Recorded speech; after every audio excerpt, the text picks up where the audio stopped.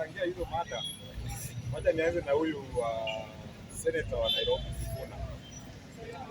Huyo nikianza jana, senator ako na bright future. Hii bright future inastahili aende pole pole. Ya kwanza, juzi nimeona alienda pale akaongea mambo yake vizuri, watu wakafurahia. Lakini mahali aliharibu ile sasa, kwanza akachukua baby akaregister jina yake atachangiwe. Sasa sisi ndio youth hatuna kazi, sisi tunakuja hapa ndio tuongee sisi tunaweza pata kitu. Tunaomba serikali tupe hata kazi ya kufagia tupate kazi.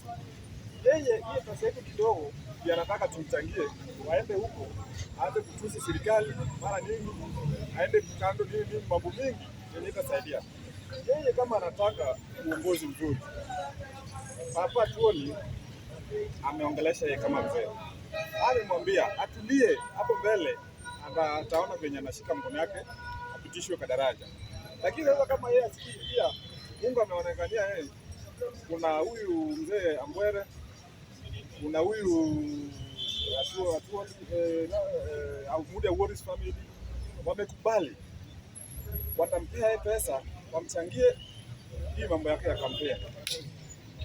Mimi kwangu na wasii youth, tusitoe hii pesa yetu kidogo tunapea mtu wa siasa anaenda kukimbia na gari hivi anaenda huko sio ananunua gari. Example, tulipea huyu jamaa alikuja sija anaenda anajiita juzi wa mdamano anajiita Bonfara Kibasa. Tulipea pesa mingi, tulimchangia, alitudanganya akatoa baby, tukamchangia.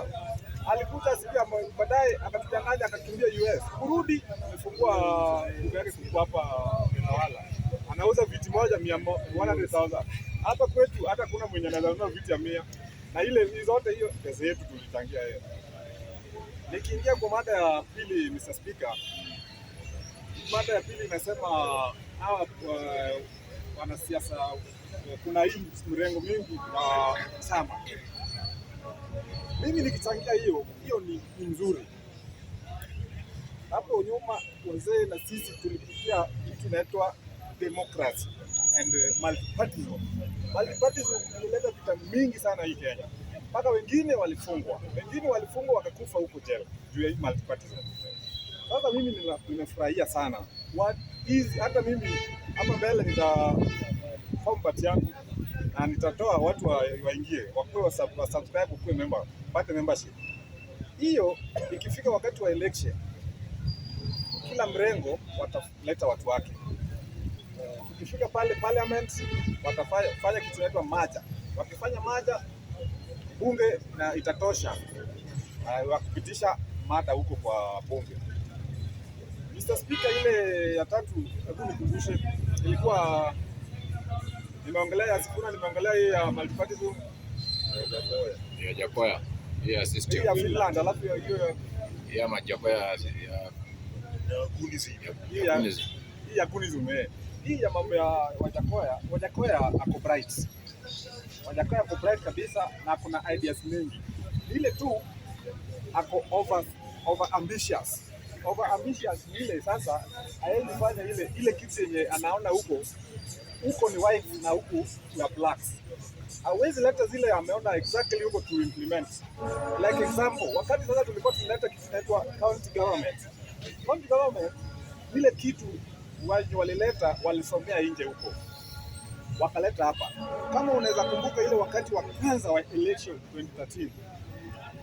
Wale vigogo wa siasa walikimbilia senator. Walikuwa wanaona senate ndio kubwa kushinda governor. After 1 year, hiyo 5 years ndio wakakuja kurealize kumbe governor ni kubwa kushinda senate. Wakakimbilia wote wakakurudia governor. Example hiyo ni kama hii ya Wajakoya. Finland Finland ni nzuri lakini hatuwezi implement hiyo immediately. Maybe tuweke process. Na kila juzi ndio tumebadilisha hii 844 tukakuja kwa hiyo hii ya Senate. So kila saa tuwezi kuwa tunabadilisha mambo ya masomo. Hii mambo ya Gunism ni mzuri. Mpaka moja sikisafika. Hii mambo ya Gunism ni mzuri. President ameongelea leo, vijana na leo. Aliongelea na CS pia aliongelea hii mambo ya kuni. Mimi niliwazii na niliwaomba, wewe kabla uchukue panga uende ukate mwenzako, huyu mwenye unapigania akipata, wewe utapata nini? Kama mtoto yake hajachukua panga aende ukate, wacha mtoto yake atangulie, ndio wewe ufuate. Juu mtoto yake atapatika 100%, wewe maybe hata hiyo yenye umepewa 200 ndio utahesabu. Mambo ya kuni iishe na iishe na iishe. Nashukuru.